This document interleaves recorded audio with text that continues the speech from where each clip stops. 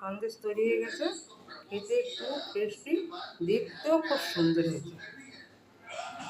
আমি বানাচ্ছি চালের গুঁড়ো দিয়ে সন্দেশ। তার জন্য আমি এই কাপের 1 কাপ চালের গুঁড়ো নিয়েছি। আর কড়াইটাকে বসিয়ে দিয়েছি। এর মধ্যে আমি দিয়ে দেবো অল্প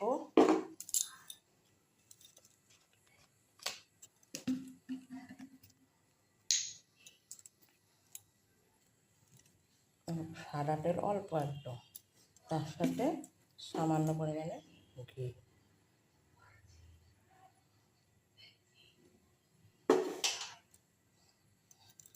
দিয়ে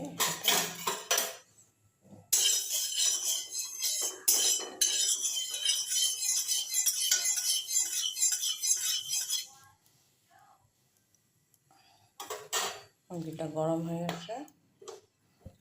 এখন আমি এই চালের গুঁড়াকে দিয়ে দেবো। দিয়ে একটু গ্যাসটাকে ছোটো করে দিয়ে ভালো করে ভেজে নেব। আমি আমুলের প্যাকেটে 2 প্যাকেট দুধ আমি গরম করতে বসেছি। এর মধ্যে দিয়ে দিচ্ছি আমি এলাচ।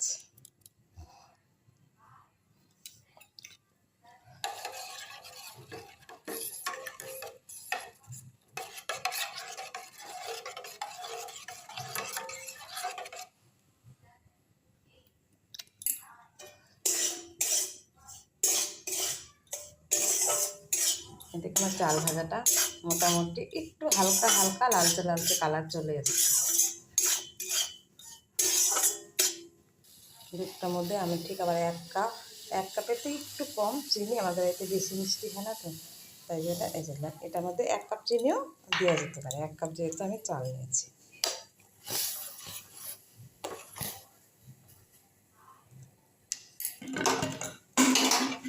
তার মধ্যে দিয়ে দিচ্ছি, দুধের মধ্যে দিয়ে দিচ্ছি আমি একটু ঘি।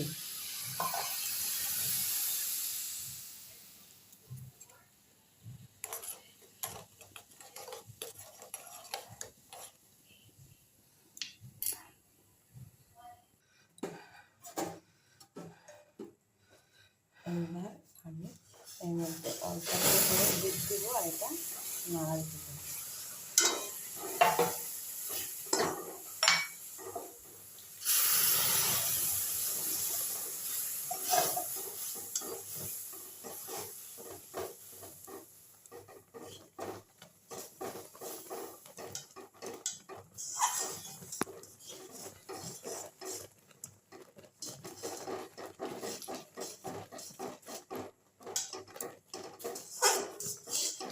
এইবার আমি গ্যাসটাকে অফ করে দিয়েছি।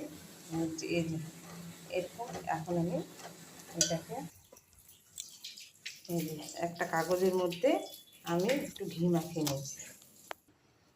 এই যে এইভাবে আমি এটাকে ঠান্ডা হওয়ার জন্য কিছুক্ষণ রেখে দেবো। এখন ঠান্ডা হয়ে গেছে। ঠান্ডা হয়ে যাওয়ার পরে এটাকে নিয়ে আমি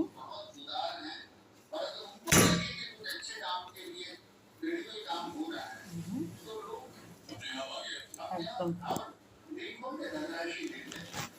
এখন এর মধ্যে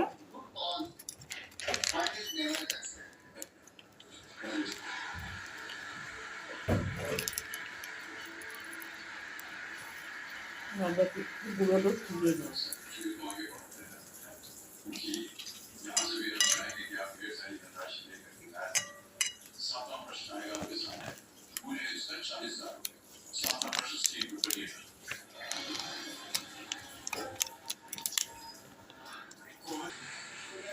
এটা আমার সন্দেশ রেডি হয়ে গেছে। খুব টেস্টি হয়েছে খেতে, আর বেশ শক্ত, বেশ ভয়ঙ্কর সন্দেশের মতো না, খেতেও খুব টেস্টি।